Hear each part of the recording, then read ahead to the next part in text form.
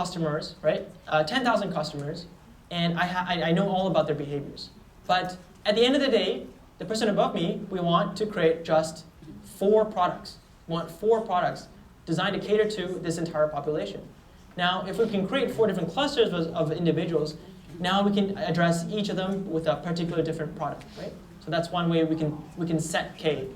Another way to set K is to quantitatively is to calculate the sum of squared error. So this is the distance between each of the data points in the clusters, and aggregate that throughout all the clusters, and you can quantify the amount of error within that set K. Now you can just calculate sum of squared error for K equals 2, 3, 4, 5, 6, 7, 8, and it'll get less and less over time. Of course, if you have one cluster for each of these data points, the sum of squared error is 0, right? You can do that. But at some point, you're going to have, you have to calculate the balance between the number of clusters and how much insight you're gaining from the data, right? And one way is to graph the sum of squared errors.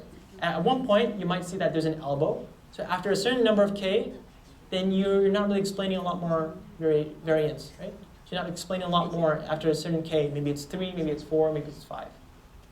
Okay? Does that answer your question? Okay, great. Okay. Do you have another demo on this? Yeah, I mean, I can go through this or... Okay, then finish this first. Yeah, so really this is the result of the next demo. I can go through the code or not, depending on how long you guys want to stay.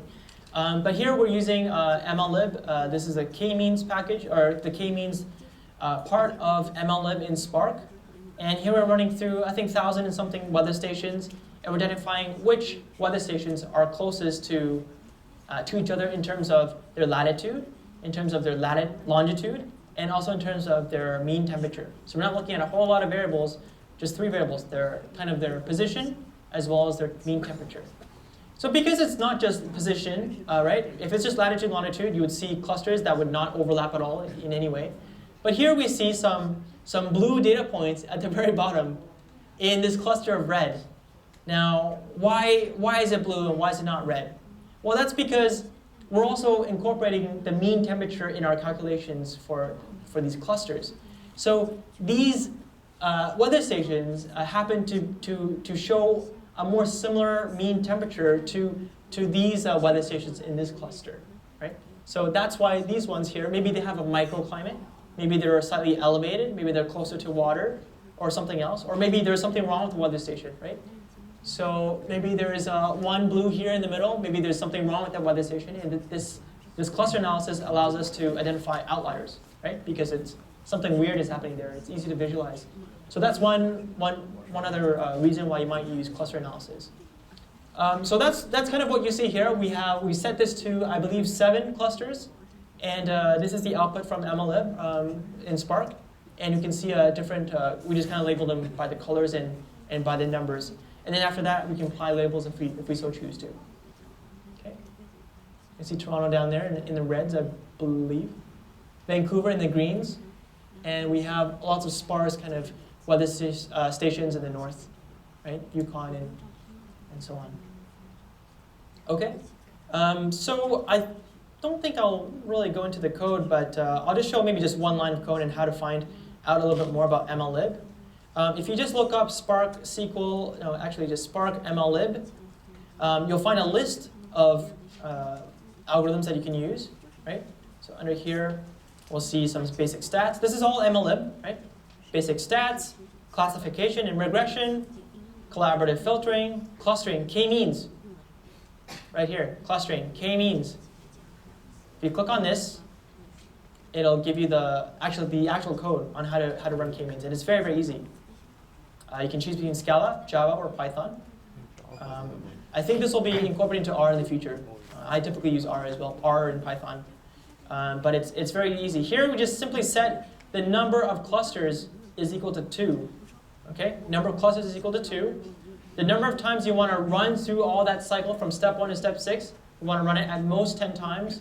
Otherwise, if it's still searching for a minimum, it might keep running and running forever. So you want to set a limit. Runs, I believe, is something else. Not too sure. And then initialization mode, how you want to set their initial centroids, I believe. Okay. And this is how to calculate the sum of squared errors. It's called the within set sum of squared errors. You you want to find that quantitative value, how well your cluster analysis performed, right? And we simply just ran that in the weather stations data. So this is our data set. This is for Canadian weather stations. We run Spark. This is our Spark context. Here we're importing clustering and import k-means. And then after that, at the very bottom, we're going to run, I'm going to skip a lot of this. You don't have to go through this right now. At the very bottom, here we're running k-means.train to identify which clusters each of the rows belong to. And then clusters.centers will tell us exactly where the 7 clusters, centroids, belong, where they're located. And then we can graph it out using something like baseplot. So here we're just adding a few more lines, and we can see these clusters. Okay? These are slightly different. I think we had slightly different data. Perhaps using precipitation instead of temperature. Oh, here we're using temperature, yeah. Okay? So this is the end of the second demo.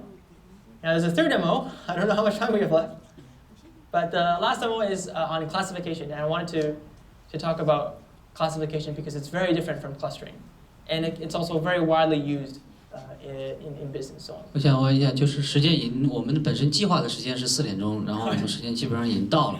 那个我不知道大家还愿不愿意留下来听最后一个 demo， 如果的话，我们就可以继续听，或者说，大家兴趣很浓烈今天啊，好，那就继续呗，那来继续吧，好，我们时间是 IBM 自己的 facility， 所以大家不用担心，我们可以用很长时间啊。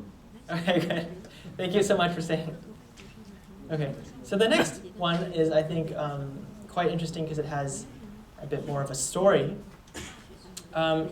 So here, our goal, instead of clustering, we want to use classification. And again, classification is applying labels to unlabeled data based off of our model, which is trained on a set of labeled data. Okay? And if we consider classification overall as our analytic approach, we can consider decision trees or classification trees or regression trees, these trees, as our actual type of model. Okay? So let's first begin with business understanding. Let's kind of contextualize our problem. And the problem is this. So my friend and I, let's say we're looking at some food, and it's this piece of meat with some sauce on it. And I'm in the room so I can smell it, and I kind of know what kind of sauce it is. So I ask him, how do you know that this is Japanese food, right? How do you know, my friend asked me, how do you know that this is Japanese food, right? And I can say, well, because it has teriyaki sauce. Of course it's Japanese, it's teriyaki sauce. Of course, it's from Japan, right? But my friend will ask me, how do you know that teriyaki means that it's Japanese food, right? So that's our business problem today. Okay. So here's the recipe to the actual meal, right? And it says baked teriyaki chicken. And it has a couple, you can't see this here, but it's cornstarch, water, sugar, soy sauce, vinegar, garlic, ginger, black pepper, chicken thighs, and so on. But it doesn't say anywhere here that it's Japanese. So how do we know, first, how do we know that this recipe is Japanese? Number two, when we actually see it in person and we taste it, how do we know, or how do we think that it's Japanese and not Indian? Or that it's not Vietnamese, or that it's not Chinese? It could be Chinese, but not really Chinese because it has teriyaki sauce and so on, right? So we can create this excellent decision tree, right? Without any machine learning, this is just my decision tree. We have all the cuisines in the world, and we can say that if this recipe contains teriyaki sauce, then it must be Japanese. And if it doesn't, then it is definitely not Japanese. So this is our decision tree. Now, if we kind of make this a little more scientific, we can say that in the beginning, our entire data set is considered the root node, okay? And then when we come to a decision like teriyaki sauce, we can call that the decision node, okay? And then based off of these branches of course, right, our branches, we can now finalize our answers as leaf nodes. Now, of course, decision trees don't just have one level, they have multiple levels. Anything in between, instead of calling them leaf nodes, you call them intermediary nodes, okay? Or sometimes they're called internal nodes or split nodes as well, of the nodes, okay? So what are decision trees? Now, decision trees are built on recursive, meaning it keeps doing the same thing over and over again, and it partitions the data set. So we start off with the large data set, and we apply some sort of rule, and we keep splitting the data set over and over again, okay? The algorithm chooses the most predictive feature to split the data on. So We start off with teriyaki sauce, but it could have been salt, it could have been sugar, it could have been rice or lack of rice, and so on. So what it chooses which of these ingredients is most predictive in terms of the data set. Okay? And there's a way to do so. It's called entropy. You want to decrease the entropy, or you want to decrease the impurity. There's a mathematical way to calculate this for decision trees.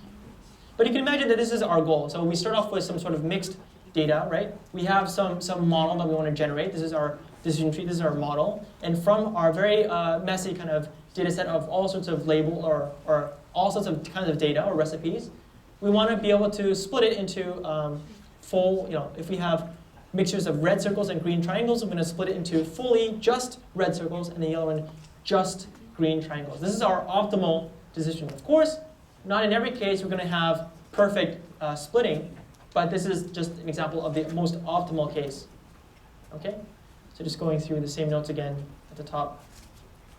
Now, what are the pros and cons of decision trees? First, the pros are that it's very, very easy to interpret because it's so visual. And we can go from the top to the bottom quite easily. It can also handle numeric and categorical features very, very well. It can also handle missing data, so we're talking about null values or any values. It only uses the most important features, especially at the very top. It chooses the most important features first, and then at the very bottom it becomes less and less important. It can also be used on very large or very small data sets. Okay? But some of the disadvantages there are that it's easy to overfit or underfit in model. If you create a model on a trained data set, on a labeled data set, you have to make sure that the model is not too overfitting, otherwise it won't apply to another data set. But you don't want the model to just have one level, like how I had for the teriyaki sauce. Otherwise you won't be able to determine if it's Indian or Japanese or so on, right? It would underfit. It cannot model the interactions between features. Now, this may or may not be true. Maybe there's some different trees out there that I'm not aware of. I'm not an expert in classification trees, but perhaps there are other ways to model the interaction between certain variables. And another con is that large trees can be very difficult to interpret, especially if they have lots and lots of decisions. To go from the top to the bottom, you have to go through multiple steps. It may be difficult to interpret. Okay? Now, a good thing to know is, when does this tree stop growing? Of course, it'll stop growing if there's nothing else to split on, right? So when there's no other, let's say, ingredients or cuisines or anything like that to split on, then of course that's when it ends. Or when the contents within a leaf node is completely pure, when it's completely full of red triangles or green circles or so on. Or it could be that the tree has grown to a pre-selected size limit. You can set the number of branches, the number of internal nodes to run it through, and it'll stop after a certain number of iterations. Okay? There's some more information on decision trees if you want to take a look. There's a great YouTube video by Professor Nando de Freitas, I think he's in Oxford. Okay? And now this is our problem. So we have this data set here collected from 3 different websites on recipes. And our data really just looks like this. We have one row for each recipe, and each recipe contains in the first column, the country that it belongs to, and for each of the other columns, what ingredients are in that recipe. Okay? So in the first one, we have egg, yeast, wheat, milk, lard, and so on. That's for the first recipe. And we know that it's Canada. So that's what it says. Okay? Canada. And let's just go ahead into the demo. So we're going to create a decision tree using R in Data Science Workbench.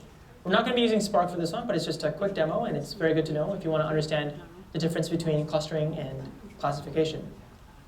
So I've pre-run this already, just some initialized code there.